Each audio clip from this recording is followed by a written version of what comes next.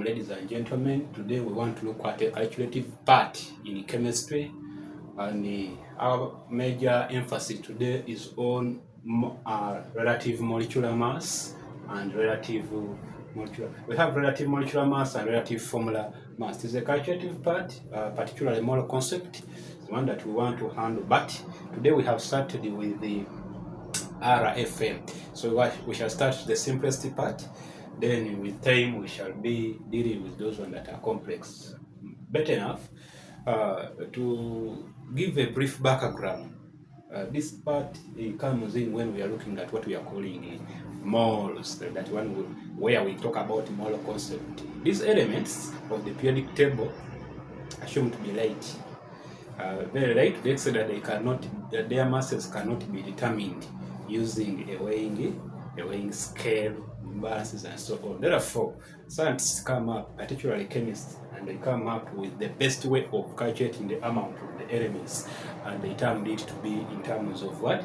Moles. However, before you go to what we are calling a mole, and before you compare what a mole is in relation to its relative formula mass or relative molecular mass, then you have to first know where does this one come from. Every element in the periodic table has what we call its atomic mass, or sometimes we call the relative atomic what? Mass. All elements in the periodic table, their atomic masses were already determined in comparison to the carbon-12 element of the periodic table, because for it is known and the one that we normally use to get the relative atomic masses of the rest of the elements, as you can be able to research about that and you read about that, whereby relative atomic mass is related to the mass of carbon-12. You can be able to read that. Different elements have different atomic masses. Atomic masses or relative atomic mass. The only difference between relative atomic mass and atomic mass, that relative atomic mass is a scalar quantity. Now that it has no units, it is obtained as a ratio of grams and grams. So at the end of it all, we don't have units for relative atomic mass, but the values are the same for atomic mass and relative atomic mass, provided we are talking about a particular element. Okay. When it comes to relative formula mass, we normally obtain them from relative atomic masses. So relative atomic masses are already given in the periodic table. You don't need to calculate for them. You don't need to look for them at this particular level. They are already in the periodic table. For example, carbon equals 12, oxygen is 16, among others. Meanwhile, there are some that have isotopes, but at the end of it all, the average of the atomic masses of those isotopes are obtained, and you get what we are calling the accurate or the relative average relative atomic what? Mass or average atomic mass. You can be able to obtain it. When we are looking at this is relative formula mass, and this is relative molecular mass. They are masses of compounds. We normally use them when we are getting masses of compounds. They are all obtained through the use of atomic masses of the different elements within that particular compound. And in this case, we are saying that R stands for relative, this one stands for formula, and then this one stands for mass. In this case, so we are saying that this one is relative. We are talking about this one, which is formula. And then we are talking about mass. Anyway, the same thing, relative, we have molecular, and then we have mass. Now the two can be the same depending on where you are using them. When we talk about relative formula mass, normally it can be used for both the major compounds that we have covalent compounds and ionic compounds. Therefore, this one here, you can use it for covalent compounds, and you can also use it for ionic compounds when we talk about relative formula mass. However, when it comes to relative molecular mass, particularly you have to use it when you are dealing with the when you are dealing with covalent compounds, because that's where you have molecules and so on.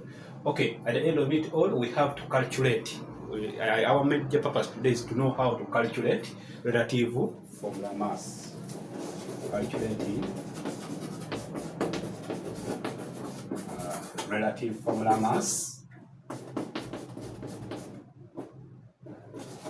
relative molecular mass.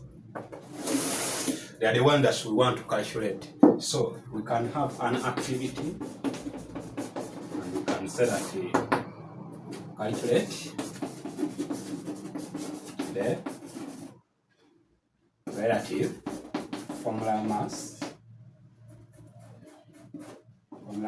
of the following: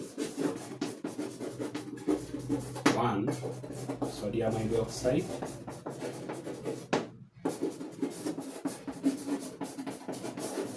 2,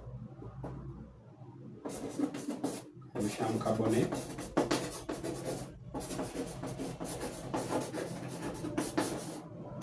3,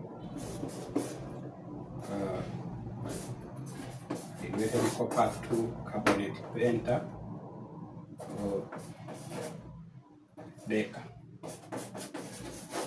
So we can use these ones and we calculate, but you have to first know the formulas, the formula for this, because at the end of it all we are saying that sodium equals 23, oxygen equals 16, hydrogen equals 1. These are the relative atomic masses of the elements that are particularly given in the periodic table. They were already determined. We're talking about carbon equals 12, and the copper equals 64, then sulfur equals 31, sulfur equals 32. Those are the ones that we have. Now we are going to use this one to know how to calculate what we are calling relative formula masses. We said that relative formula masses, we can use it for both ionic and covalent compounds. Okay, part A, sodium hydroxide. So we are saying relative formula mass of sodium hydroxide. This is the formula for sodium hydroxide. So the relative formula mass of sodium hydroxide, we are saying that sodium is 23, but how many sodium atoms do we have here? We have only 1, plus oxygen is 16, but how many oxygen atoms do we have? We have 1, plus hydrogen also has 1, and times 1, because we have only 1 hydrogen atom within sodium hydroxide molecule. At the end of it all, 23 times 1, we have 23 plus 16 plus 1. And the final answer becomes what? 40. And our relative formula mass of sodium hydroxide is 40. Please, when we are looking for relative formula mass, because of the word relative, we say that this is already a scalar, and the value you get, it is since it is a ratio, you obtain it, you don't put grams. The value has no use. However, if we're just looking for formula mass of sodium hydroxide, that one automatically calls you to put grams here. So the units for formula mass are grams. So where you don't have the word relative, you put grams on the answer. But where you have relative, you just leave the answer when it is regular. Okay, part B. Our part B here is calcium carbonate. So relative formula mass, calcium carbonate. We have to know how to write the formulae of some of these elements. So our calcium carbonate is written like this: calcium equals 40,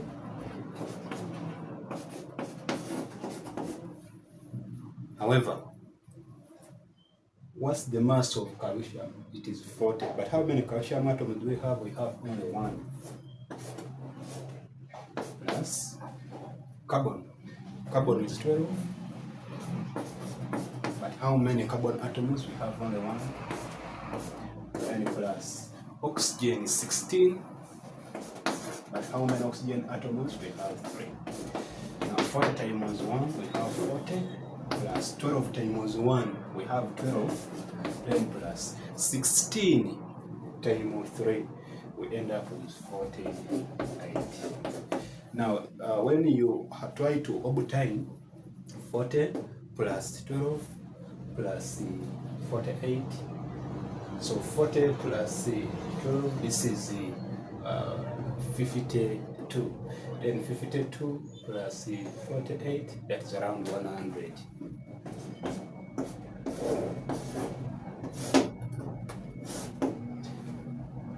We are looking for relative formula mass of calcium carbonate. We have said that 40 plus 12, that is 52, then 52 plus 48, that is approximately 100. So the relative formula mass of calcium carbonate is 100. In the same way, we can be able to, with using the same information, you can be able to find the relative formula mass of copper to sulfate hydrated. You can be able to find that relative formula mass of hydrated copper to sulfate with 10 water molecules, copper to sulfate. So I wish you the best when you are calculating this. Let me leave it as an exercise. When we appear, we shall also look at moles, converting moles to masses, and also converting masses to moles. Today, allow us to end here. I wish you the best. Subscribe. Don't forget so that you get the updates that we shall be uploading. The calculation is, more calculations are coming. I wish you the best.